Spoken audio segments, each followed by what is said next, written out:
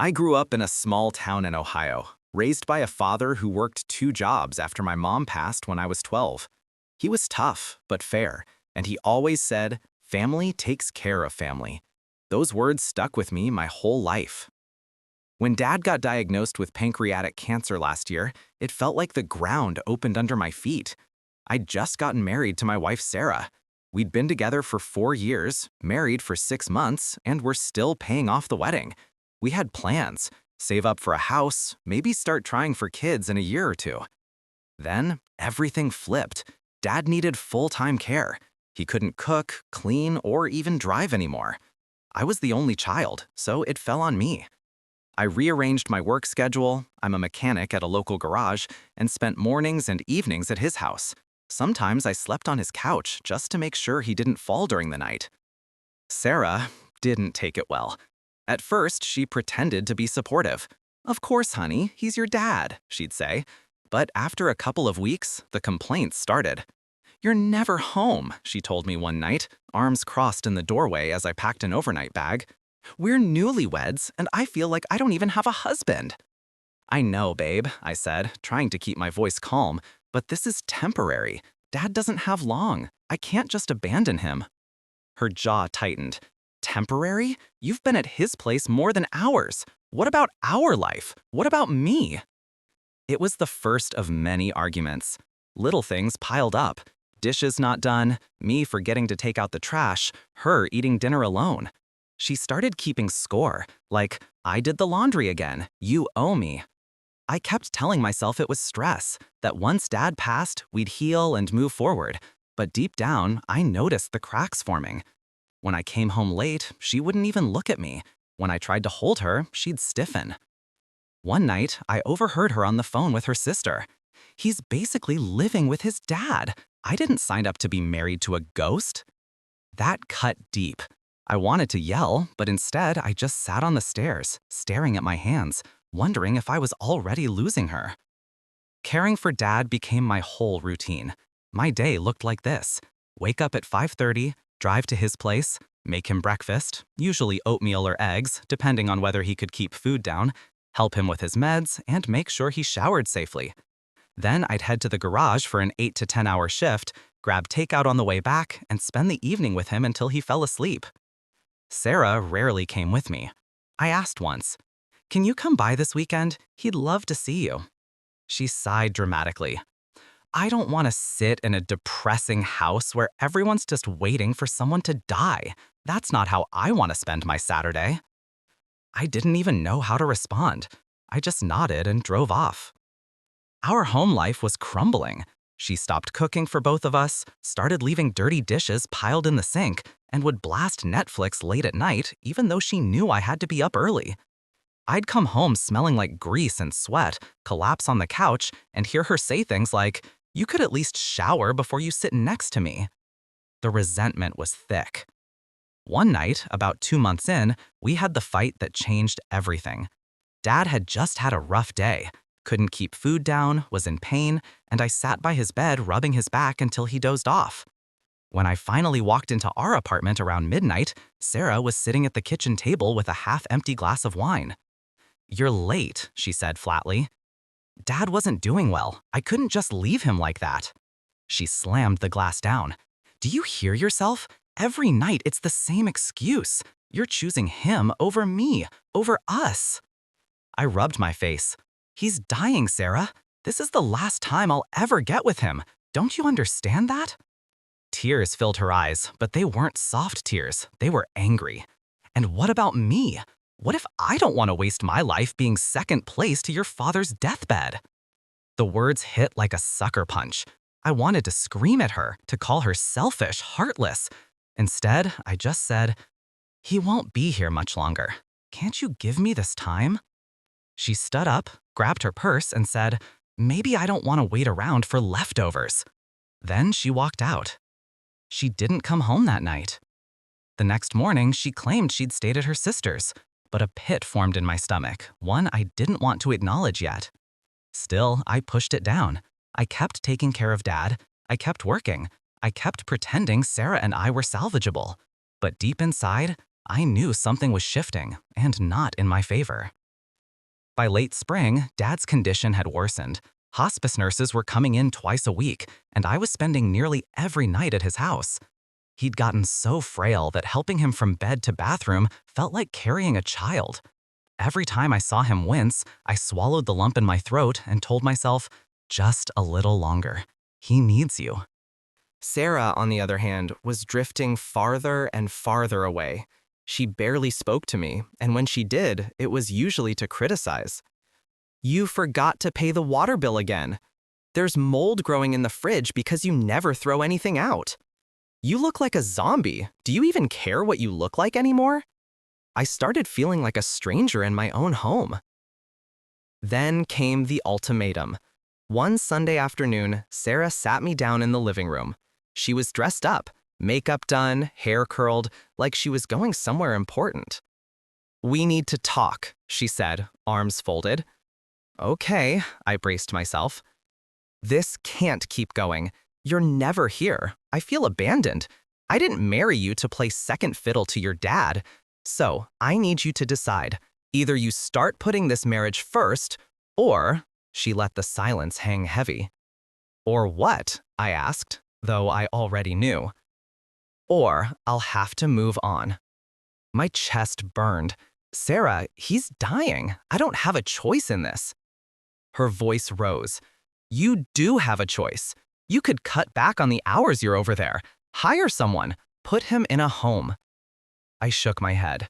"That's not who I am. I promised him I'd be there." She rolled her eyes. "And what about the promise you made to me at the altar, to put me first?" I didn't even recognize her anymore. This wasn't the woman I married. My silence must have been the wrong answer, because she stood up, grabbed her keys, and stormed out. That night, I got the confirmation my gut had been screaming about. One of my buddies from the garage sent me a photo he'd seen on Facebook. Sarah at a bar downtown, cozied up next to some guy with his arm around her waist. She was smiling in a way I hadn't seen in months. My stomach turned. I wanted to call her, to scream, to demand answers. But instead, I just sat in the dark living room, staring at the photo until the sun came up. When she finally walked through the door around 8 a.m., heels in her hand, I asked one question. "Who is he?" She froze, then tried to bluff. "What are you talking about?" I showed her the picture. She didn't even look ashamed, just tired. "You left me alone too long," she whispered. "I needed someone who was actually there." That was it. No apology, no remorse, just justification. I packed a bag and went straight to Dad's. From that moment on, I knew my marriage was over. After that night, I didn't go back to our apartment. I stayed at Dad's full time. Sarah texted me a few times. "We need to talk. Don't make a rash decision. You're being dramatic." I ignored them. I didn't have the energy. Dad noticed something was wrong. One morning, while I was helping him shave, he caught my eyes in the mirror. "You look worse than me," he said with a weak chuckle. I forced a smile. "Just tired, Dad." But he pressed, and finally I told him everything. About Sarah, about the photo, about the ultimatum. His face hardened, and for a moment I saw the old steel in his eyes. "Son, a woman who can't stand by you in hard times isn't worth standing beside in good ones. You deserve better." That stuck with me. A week later, Sarah showed up at Dad's house unannounced. I was in the kitchen making soup when I heard the front door creak open. She walked in like she still owned the place, all polished in a white blouse and heels, perfume thick in the air. "We need to figure this out," she said, arms crossed. "There's nothing to figure out," I replied, not even looking up from the stove. She let out a bitter laugh. "So that's it? You're just going to throw away our marriage? You already did that when you walked into that bar with him." Her lips pressed tight, but then her tone shifted, cold, calculating. "You know divorces aren't cheap, and Ohio's not exactly kind to men in court. You'll be paying me alimony while you play hero with your dad." I turned then, finally meeting her eyes. "You can take whatever you want from me, but you won't take this time with him."